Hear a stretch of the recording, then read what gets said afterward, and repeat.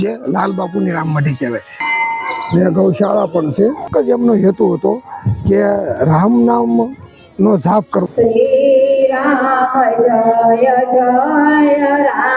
રામ અને મઢી આ બંને જોડાઈ ગયું એક મિની ગિરનાર બનાવવામાં આવ્યો છે. ગિરનારનું છેલ્લું શિખર આ ગુરુદત્તા. અમારી બોટ સામે કાંઠે પહોંચવા આવી છે. જો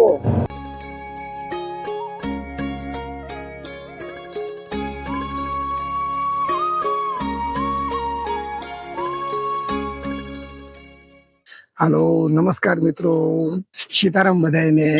મારી ચેનલમાં તમારું બધાનું સ્વાગત છે. હવે મિત્રો, શહેરની જિંદગી છે ને એકદમ દોડધામ વાળી જિંદગી, ઘોંઘાટ વાળી જિંદગી, પછી એકલી અશાંતિ ભરી જિંદગી. હવે આવી જિંદગીમાં ક્યાંક આપણે શાંતિભર્યું જો વાતાવરણ જોતું હોય તો આપણે કોઈ એવી જગ્યાએ આપણે જવું જોઈએ કે જ્યાં ભક્તિસભર વાતાવરણ હોય. તો આજે હું તમને એક એવી જગ્યાએ લઈને આવેલો છું, સુરતની અંદર જહાંગીરપુરા વિસ્તારમાં આવેલી રામમઢી, જે લાલ બાપુની રામમઢી કહેવાય. એ રામમઢી આજે હું તમને દર્શન કરાવવાનો છું. આજે એવી જગ્યાએ હું તમને લઈને આવ્યો છું કે જ્યાં ભક્તિસભર વાતાવરણ હોય અને જ્યાં ભીડ છે. આજે આપણે જોઈએ ને સિટીમાં જ્યાં જોઈએ ત્યાં ભીડ અને શોર બકોર વાળું વાતાવરણ જોવા મળશે. અહીંયા ભીડ છે પણ શાંતિ આપણને જોવા મળશે. તો આવો તમને બધા એને દર્શન કરાવું રામમઢીના.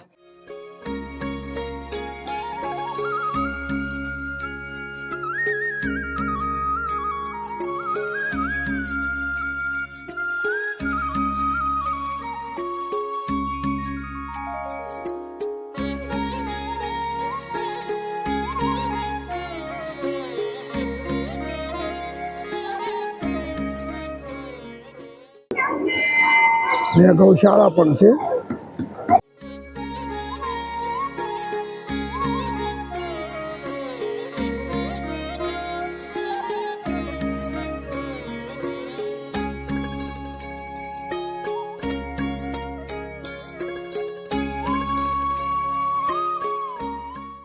ઘણા વર્ષો પહેલા જ્યારે લાલ બાપુ આ જગ્યાએ આવ્યા ને ત્યારે જંગલ જેવો માહોલ હતો આ તાપીને કાંઠે.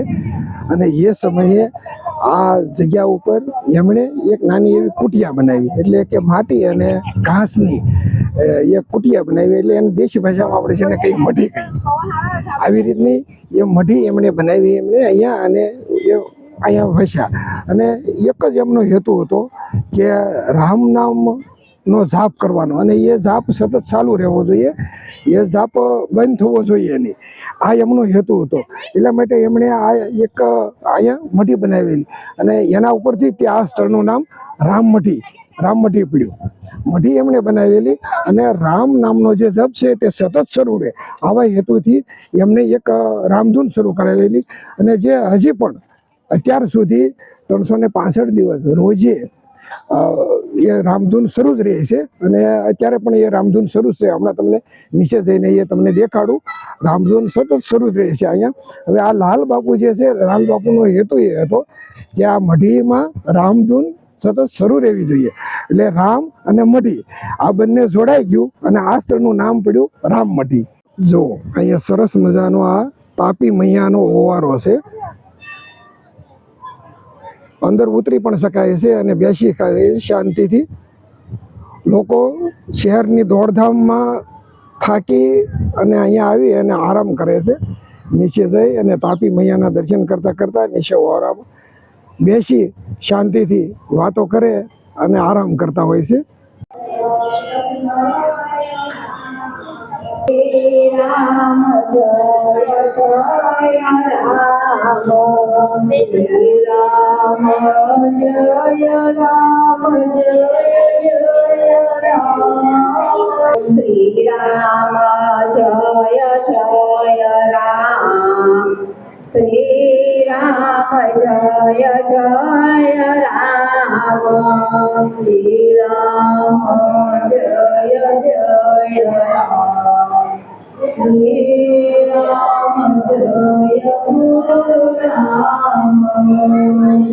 અહીંયા રામમઢીના પરિસરમાં રામજી મંદિર, ત્યાર પછી રામદેવ પીરનું મંદિર અને તાપી મૈયાનું પણ મંદિર છે. અને સાંજે તાપી મૈયાની આરતી નયન રમ્ય હોય છે અહીંયા. જો આ રામમઢીના પરિસરમાં એક મિની ગિરનાર બનાવવામાં આવ્યો છે. સુરતીઓને જુનાગઢ દૂર થઈ જાય ને એટલે ગિરનારના દર્શન કરવા હોય તો અહીં જ દર્શન થઈ જાય, એટલા માટે આ મિની ગિરનાર બનાવવામાં આવ્યો છે અહીંયા. એટલે હમણાં આપણે જઈએ એ ગિરનારના દર્શન કરવા માટે. ગૌશાળા અહીંયા છે ને એના ઓલા ગૌશાળાને માટે 5 રૂપિયા જેવી ટિકિટ રાખવામાં આવેલી છે. ફક્ત 5 રૂપિયા ટિકિટ છે ગૌશાળાના નિભાવ માટે, એ ટિકિટ રાખવામાં આવેલી છે. અને ગિરનારનું નામ આવે ને એટલે ભવનાથ તો આવે જ તે. જો અહીંયા ભવનાથ મહાદેવનું મંદિર પણ છે. અને જુનાગઢ આપણે યાદ કરીએ એટલે નરસિંહ મહેતા પણ યાદ આવે તરત જ. એટલે અહીંયા નરસિંહ મહેતાને પણ પ્રતિમા મૂકવામાં આવેલી છે. જો અહીંયા નરસિંહ મહેતાની આ પ્રતિમા અહીંયા રાખવામાં આવેલી છે.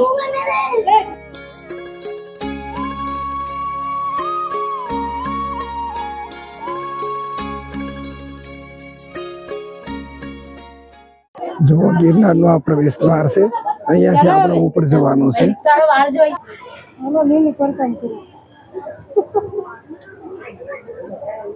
હા, પેલા પરિક્રમા કરી લઈએ.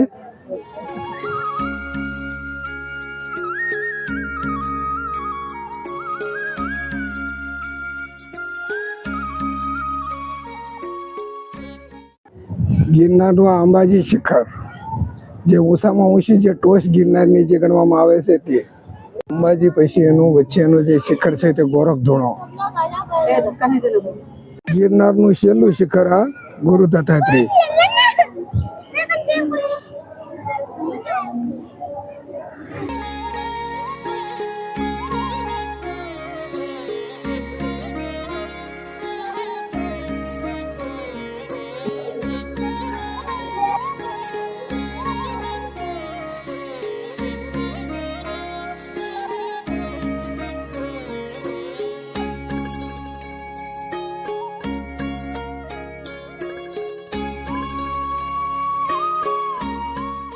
જે ગિરનાર પર્વત જે બનાવેલો છે ને એની નીચે આ નીચેના ભાગમાં ગુફા છે, અને આ ગુફામાં મંદિરો બધા બનાવેલા છે. જો આ ગુફા છે. આગળ જેમ જેમ ચાલતા જઈએ ને એમ મંદિરો છે અલગ અલગ માતાજીના છે. અહીંયા ગણેશજી છે.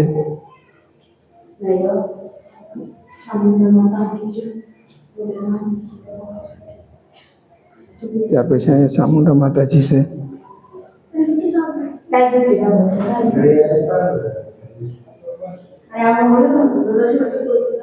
આ બાજુ પણ હજી ગુફા છે અંદર.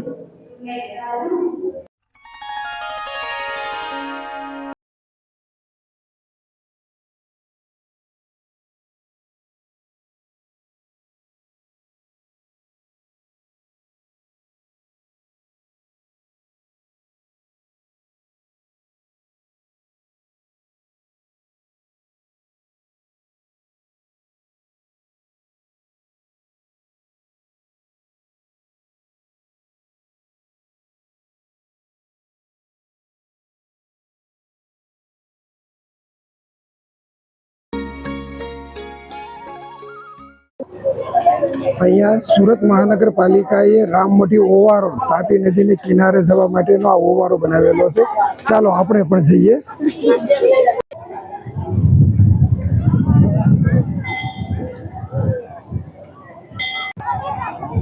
જો આ રામમઢી ઓવારો, અહીંયા બોટિંગ પણ આપણે કરી શકીએ છીએ તાપી નદીમાં.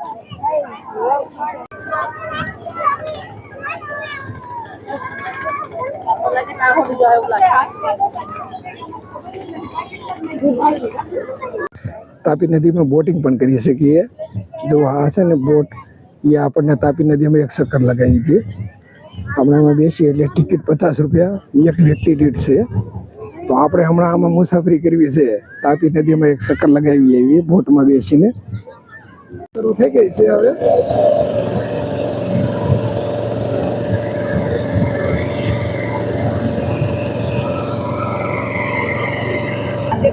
અમારી બોટ સામે કાંઠે પહોંચવા આવી છે. જો કેવું આ સુધેલ જેવું પાણી છે તાપી નદીનું, એકદમ ચોખ્ખું પાણી છે. આ સામો કિનારો આવી ગયો. રામમઢીથી એમને બેઠા હતા, હવે આ સામો કિનારેથી અહીંયાથી પાછી વાળશે.